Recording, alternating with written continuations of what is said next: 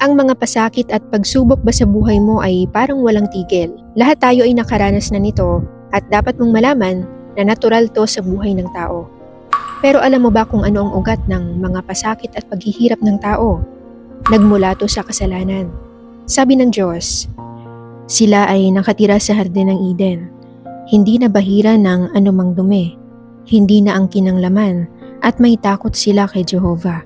Sa dakong huli, nang sila ay tinukso ni Satanas, nagkaroon sila ng kamandag ng ahas at ng pagnanasa na ipagkanulo si Jehovah at namuhay sila sa ilalim ng impluensya ni Satanas. Sa simula, ang sangkatauhan ay dalisay. Wala ang mga paghihirap na nararanasan natin ngayon. Pero nang tumalikod ang tao sa Diyos at nahulog sa impluensya ni Satanas, doon pumasok sa mundo ang pagdurusa at kasamaan. Nadaya at napinsala tayo ni Satanas, kaya naging masakit ang buhay. Pero kahit ganon, hindi tayo iniwan ng Diyos. Patuloy pa rin niyang ginagamit ang mga pagsubok at pasakit para magdala ng mabuti sa atin.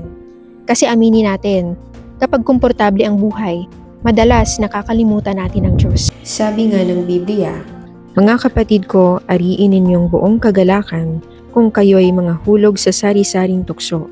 Yamang nalalaman na ang pagsubok sa inyong pananampalataya ay gumagawa ng pagtitiis. Kaya kung dumating sa iyo ang mga pagsubok, huwag agad magreklamo. Minsan, ginagamit ito ng Diyos para palalimin ang ating pananampalataya, hubugin ang ating pagkatao at higit sa lahat, ilapit tayo sa Kanya. Kung dumaraan ka ngayon sa mabibigat na pagsubok at pasakit, welcome kang mag-iwan ng message sa comments ng Panginoon, handa akong umasa sa iyo. Ipagdasal natin ang isa't isa at sabay-sabay nating tahakin ang mahirap na daang to kasama ang Diyos.